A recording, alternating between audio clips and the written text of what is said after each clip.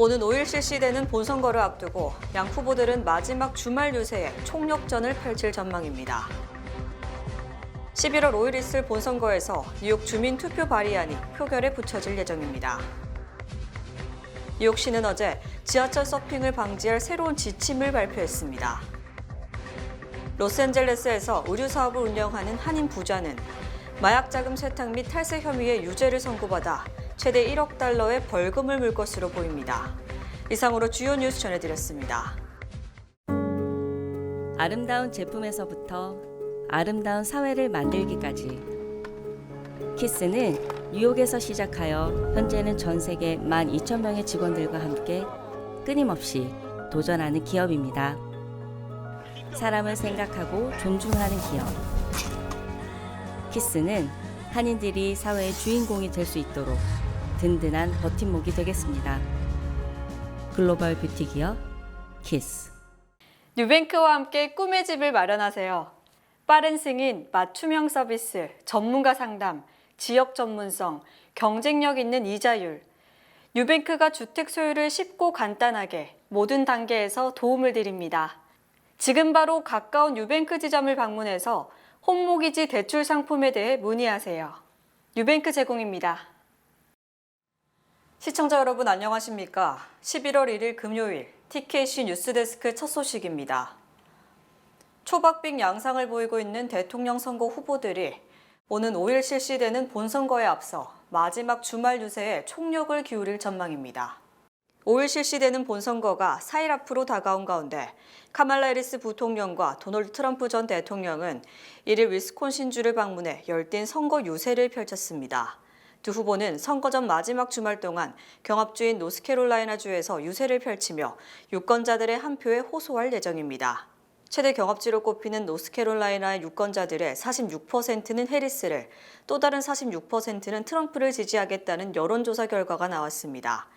아직 결정하지 못했다고 답한 4%의 표심을 잡기 위해 해리스와 트럼프는 조기 투표가 마감하는 2일 노스캐롤라이나주를 방문합니다.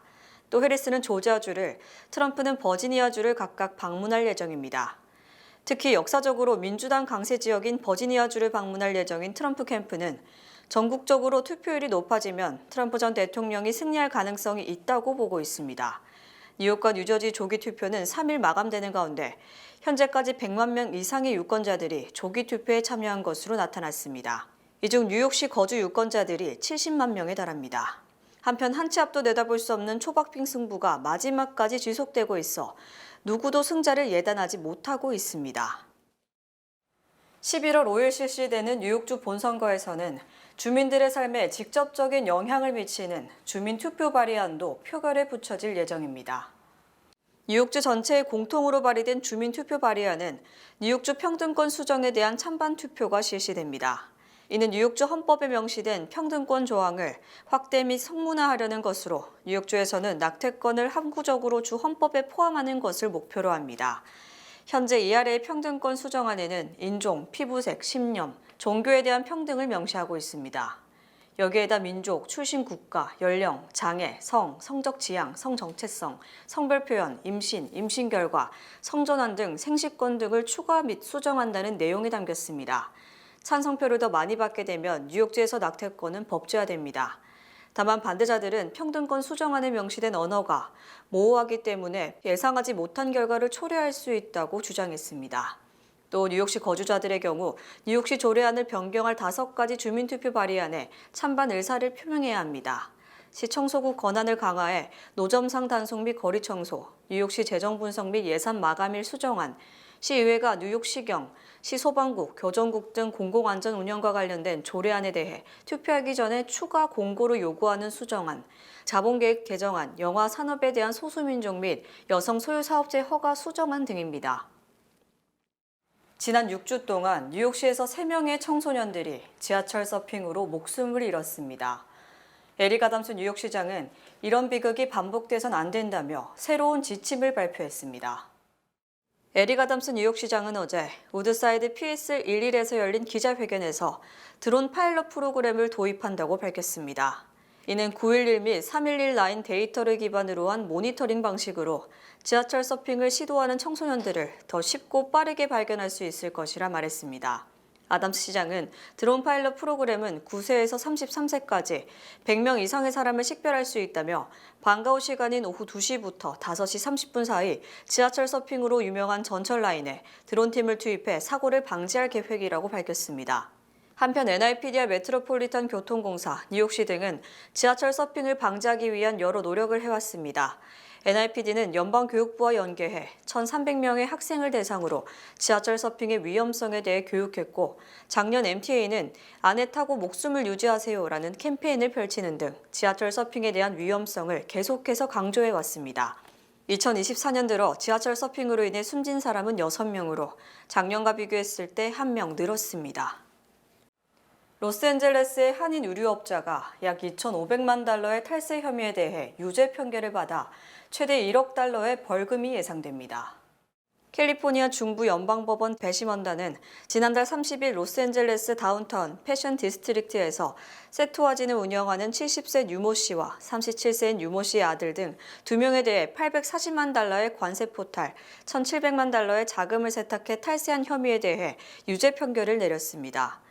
연방 배심원단은 6주간의 재판 끝에 류씨 부자가 미국 관세 당국에 중국에서 수입한 청바지의 가격을 낮게 신고하는 방식으로 약 5,100만 달러를 줄임으로써 840만 달러 관세를 포탈했다며 유죄 판결을 내렸습니다. 또 류씨 부자가 멕시코 마약 자금 등에 대한 돈 세탁을 통해 생긴 수입 1,700만 달러 이상을 미국 국세청에 신고하지 않고 탈세한 혐의에도 유죄 판결을 내렸습니다. 이에 앞서 연방검찰은 이들 부자가 515차례 1억 3,751만 달러를 의류 제조회사에 지불하면서 지속적으로 세금을 포탈한 혐의로 기소했었습니다. 특히 검찰은 이들 부자에 대한 선고 공판이 내년 1월 21일이며 수십 년의 징역형은 물론 최대 1억 달러의 벌금이 부과될 수 있다고 밝혔습니다.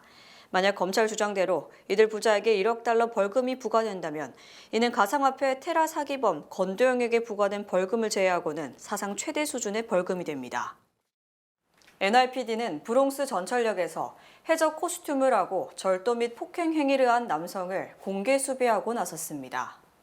사건은 지난달 27일 새벽 4시경 이스트 138번 스트리트 교차로에 위치한 브룩에비뉴 6 전철역에서 발생했습니다. 경찰에 따르면 용의자는 개찰구에 있던 32세 남성에게 다가가 그의 얼굴과 몸을 향해 여러 차례 주먹을 휘두른 후 피해자의 에어팟과 스니커즈를 빼앗아 달아났습니다.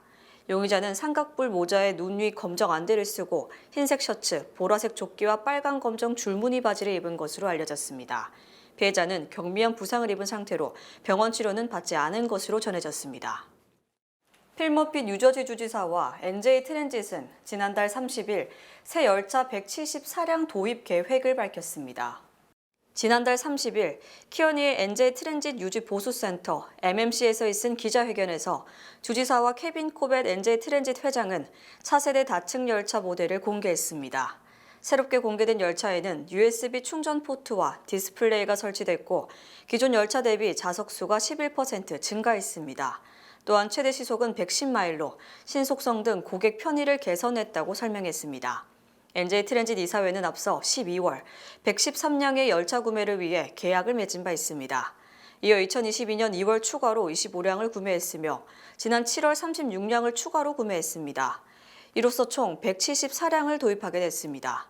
다만 서비스 시작 시기는 요원한 상태로 내년 중반기 사량 2026년 113량, 2027년 말 25량이 배치될 예정입니다. 나머지 32량은 2028년 말까지 서비스를 시작할 계획이라고 코벳 회장은 밝혔습니다. 연방교통관리청에 따르면 이번 다층 차량 도입에는 예산 5억 6,750만 달러가 투자됐습니다. 뉴저지주는 2억 7천만 달러를 투자했습니다. 한편 NJ 트랜짓은 열차 노후화 등의 여파로 지난 여름 최소 462대의 열차가 잇따라 운행 중단 사태를 빚은 바 있습니다. 지난 2020년에 이어 올해 대선 사전투표에서도 민주당이 승리할 것으로 예측됐습니다. 워싱턴 포스트는 사전투표율 여론조사를 집계한 결과 해리스 부통령이 트럼프 전 대통령을 큰 격차로 앞서고 있으며 이번에도 사전투표는 민주당이라는 등식이 성립할 것으로 전망했습니다. 사전투표와 관련 ABC와 입소스가 여론조사를 실시한 결과 해리스 부통령이 62%를 획득한 반면 트럼프 전 대통령은 33%에 그침으로써 해리스가 거의 2배 차이로 앞섰습니다. 또 뉴욕타임스와 CNN 칼리지 여론조사에서도 사전투표 유권자 중 해리스를 지지한다는 답변이 59%에 달한 반면 트럼프를 지지한다는 답변은 40%에 그쳤습니다. CNN 및 폭스뉴스 등이 실시한 여론조사 역시 7개 경합주 중 네바다 1개 주만 제외하고는 해리스가 모두 트럼프를 앞선 것으로 나타났습니다. 또 정치 전문 매체 폴리티코는 펜실베니아주에서 보수 성향으로 추정되는 65세 이상의 사전투표자 중 58%가 민주당원인 반면 공화당원은 35%에 그친 것으로 집계됐다고 보도했습니다. 이는 올해 그 어느 때보다 사전투표 열기가 뜨거웠고 사전투표의 신뢰성에 의문을 제기했던 트럼프가 사전투표 독려에 나섬으로써 트럼프가 강세를 보일 것이라는 예상과는 정반대의 결과가 연출된 겁니다. 정치 전문가들은 전통적으로 민주당 지지자들이 사전투표에 적극적인 반면 보수 성향의 공화당 유권자들은 사전투표는 무시하고 본투표에 집중하는 경향이 강하며 이번 선거에서도 같은 추세가 반복될 것이라고 예측했습니다. 바이든 대통령이 트럼프 지지자를 쓰레기로 비유, 해리스 캠프가 날벼락을 맞은 가운데 또 다른 해리스 지지 인사가 트럼프 주변에 지적인 여성이 없다고 발언, 트럼프 지지자들의 거센 반발을 사고 있습니다.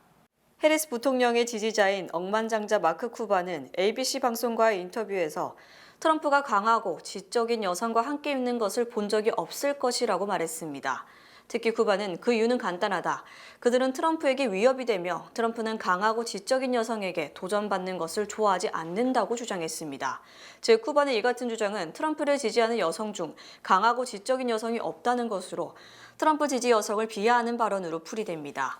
이에 대해 트럼프 전 대통령은 나를 지지하는 여성들에 대한 모독이라며 해리스 캠프를 강하게 비판했고 트럼프 캠프도 트럼프를 지지하는 여성들이 약하고 멍청하다는 것을 암시하는 발언이라며 즉각 반발하고 이 발언을 대션 이슈화하고 있습니다. 해리스 캠프로서는 바이든 대통령의 쓰레기 발언에 이어 억만장자 지지자의 멍청이 발언으로 선거 막판 악재가 쏟아지고 있는 셈입니다. 한편 트럼프 전 대통령은 위스콘신주 유세에서 여성들이 나를 좋아하든 싫어하든 간에 나는 모든 여성을 보호할 것이라고 강조한 반면 해리스는 트럼프의 이 같은 발언이 여성에 대한 모욕이라고 주장했습니다. 트럼프 전 대통령은 여성을 보호한다는 표현이 여성들의 자존심을 상하게 할 것이라며 참모들이 보호라는 표현을 사용하지 말라고 충고했지만 나는 여성들을 보호할 것이라고 강조했습니다. 이에 대해 해리스 부통령은 여성은 자신의 몸을 비롯한 삶에 대해서 스스로 결정할 수 있는 능력이 있다. 트럼프의 발언은 이 같은 여성의 주체권을 이해하지 못한다는 측면에서 매우 모욕적 발언이라고 맞받아쳤습니다. 트럼프 전 대통령이 펜실베니아주의 사전투표 등에서 선거 사기가 진행되고 있다는 의혹을 제기, 대선 패배 때 불복 선언을 하기 위한 명분 쌓기라는 지적이 일고 있습니다. 트럼프 전 대통령은 펜실베니아주 벅스 카운티에서 접수 마감 전 우편 투표 용지를 신청하려는 사람이 몰리자 선관위가 이들 중 일부를 돌려보냈다며 유권자 방해, 겁박 행위가 이뤄졌다고 주장했습니다. 특히 트럼프 캠프는 우편 투표 용지 신청 기간을 늘려달라며 지난달 29일 소송을 제기했고 법원이 이 같은 요구를 수용함으로써 트럼프 측으로서는 자신들의 문제 제기가 정당했다는 명분을 갖게 됐습니다. 트럼프 전 대통령은 또 펜실베니아주의 랭커스터 카운티와 요크 카운티에서 가짜일 가능성이 있는 유권자 등록 신청서가 접수됐다며 문제를 제기했습니다. 랭커스터 카운티 선관위도 지난주 2,500매 유권자 등록 신청서에 문제가 있을 가능성이 있어 검증에 나서고 있다고 밝혔지만 가짜 투표용지가 발견되거나 광범위한 사기가 진행된다는 징후는 드러나지 않고 있습니다. 하지만 트럼프 전 대통령은 그들은 이미 랭커스터에서 투표 사기를 시작했다. 그들은 사기를 쳤고 우리는 그들이 2,600표를 들고 있는 것을 발견했다고 목소리를 높였습니다. 이에 대해 펜실베니아주 선관위는 우리는 사전투표자의 투표 자격을 확인했고 우편투표 신청자는 신분증 유무를 모두 점검했다. 선거 당일에도 유권자로 등록한 사람만 투표하게 할 것이라고 강조했습니다. 이처럼 선관위는 문제 없다는 입장인 반면 트럼프는 거듭 문제를 제기하자 폴리티코는 트럼프 전 대통령이 펜실베니아주에서 패배할 경우 선거 사기를 주장하며 불복하기 위해서 사전선거를 문제 삼고 있다고 분석했습니다. 연방정부가 뉴욕주 주도 알바니에 대규모 반도체 연구 개발 시설을 설립, 뉴욕주가 반도체 및 AI의 메카가 될 것이란 기대를 낳고 있습니다. 연방상무부는 어제 반도체진흥법에 따라 뉴욕주 알바니의 첫 번째 반도체 연구 개발 시설이 들어선다고 공식 발표했습니다. 연방상무부는 반도체진흥법의 상징이 될 알바니 연구개발 시설에 무려 8억 2,500만 달러, 약 1조 원 이상을 투입할 계획입니다. 알바니 테크노 단지에 입주한 시설에는 극자외선 가속기가 포함돼 초미세 반도체 공정의 기술 개발을 주도할 것으로 전망됩니다. 특히 지나 로문도 상무장관은 알바니 연구개발 시설은 미국의 혁신과 반도체 기술 개발에서 계속해서 글로벌 리더로 남을 수 있도록 보장하는 핵심 이정표가 될 것이라고 강조했습니다. 연방정부의 이 같은 조치는 이른바 중국의 기술 굴기에 맞서기 위한 것이며 뉴욕은 반도체 외에 AI 기술에 있어서도 연구개발이 집중됨으로써 반도체와 AI 양대 첨단 기술의 본산이 될 것으로 기대됩니다. 미국 증시가 신고가 행진을 이어감에 따라 역대 주식 시세와 대선 결과의 상관관계에 비춰볼 때 해리스 부통령 당선이 유력하다는 분석이 제기됐습니다. 정치 전문 매체 폴리티코는 월가 임원들, 정치도 박사, 암호화폐 투자자들은 트럼프 대통령의 승리에 베팅하고 있다. 하지만 주식시장은 다른 이야기를 하고 있다며 대선 전 주가 상승은 집권당 후보의 승리로 직결된다고 주장했습니다.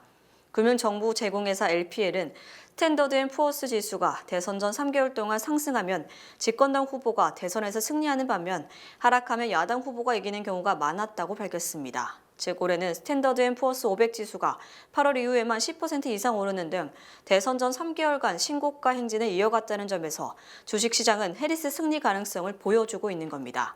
특히 이 같은 연관관계는 지난 96년간 24차례의 대통령 선거 중 20차례나 적중했고 빗나간 것은 4차례뿐이라는 점에서 큰 폭의 상승세를 보인 올해 대선에서도 집권당 후보가 승리할 것이라는 주장에 힘이 실리고 있습니다. LPL 관계자는 지난 2016년 대선 때 3개월간 스탠더드앤푸어스 500 지수가 2.3% 하락, 야권 후보인 트럼프 당선을 점쳤으나 당시 예측은 비웃음을 샀습니다. 하지만 시장이 옳았고 트럼프가 당선됐다고 설명했습니다. 하지만 가장 최근 선거인 2020년 대선에서는 스탠더드앤푸어스 500 지수가 상승했음에도 불구하고 트럼프가 패배하고 바이든이 당선됐습니다. 한편 트럼프가 소유한 트럼프 미디어 주가가 급등, 상장 직후의 시세를 회복했다는 점에서 일부에서는 트럼프 당선을 예측하고 있습니다. 미주 최대 한인은행에서 이제 아시아계를 대표하는 은행으로 도약하는 희망을 설계하는 전문가들의 은행, Bankers, Experts, Neighbors, 뱅크 오브 호프가 지원합니다. 주요 단신 전해드립니다. 뉴욕시는 지난 30일, 올해 12월 31일까지 뉴욕주 업스테이트 지역 호텔에 설치된 10개의 난민촌을 모두 폐쇄한다고 밝혔습니다. 유엔 총회가 미국의 대쿠바 제재를 끝내야 한다는 결의안을 다시 통과시켰습니다. 64년간 미국으로부터 경제 제재를 받으면서 심각한 경제난에 처한 쿠바의 운명은 미 대선을 앞두고 또다시 분수령에 섰습니다. 미국 대선과 중동 분쟁의 불확실성으로 인해 금 가격이 또 사상 최고치를 갈아치웠습니다. 29일 로이터 통신에 따르면 금 현물은 장 초반 사상 최고치인 온스당 2,777.42달러를 기록했습니다. 금 선물은 0.9% 상승한 2,781.1달러에 마감했습니다. 레티샤 제임스 뉴욕주 검찰총장은 국가 차원에서 가격 폭리 금지 법안을 추진할 것을 연방의회에 촉구했다고 밝혔습니다. 40개 이상 주에서 가격 폭리를 금지하고는 있지만 비상사항에서 기업이 필수품 가격을 인상하는 것을 금지하는 연방법은 없는 상황입니다. 지난달 30일 필머피 뉴저지 주지사는 허리케인 아이다로 피해를 입은 이들에 대한 모기지 지불을 1년간 유예하고 주택 압류를 방지하는 내용을 골자로 한 법안에 서명했습니다. 피해자들은 온라인 포털을 통해 30일 이내 신청해야 합니다. 오픈AI는 지난 7월부터 서치 GPT라는 이름으로 테스트해온 챗 GPT 내 검색 기능을 공식 출시한다고 오늘 밝혔습니다. 이에 따라 세계 최대 검색 엔진 업체 구글과 경쟁이 본격화될 전망입니다. 실적 부진에 직면한 세계 최대 커피 체인점 스타벅스가 식물성 우유에 대한 추가 요금을 없애는 최신책을 내놨습니다. 이번 정책은 미국, 캐나다 내 직영점에서 시행될 예정입니다. 아이폰 등 애플 기기에 인공지능 기능이 본격적으로 실행됩니다. 애플은 지난 28일 자사의 AI 시스템 애플 인텔리전스가 포함된 아이폰 운영체제 iOS 18.1을 배포했습니다. 날씨 전해드립니다. 토요일인 내일은 대체로 맑겠습니다. 낮 최고 기온은 59도, 최저 기온은 43도입니다. 해 뜨는 시간은 7시 27분, 해 지는 시간은 5시 50분입니다. 오는 3일부터 일광절약 시간제가 해제됩니다.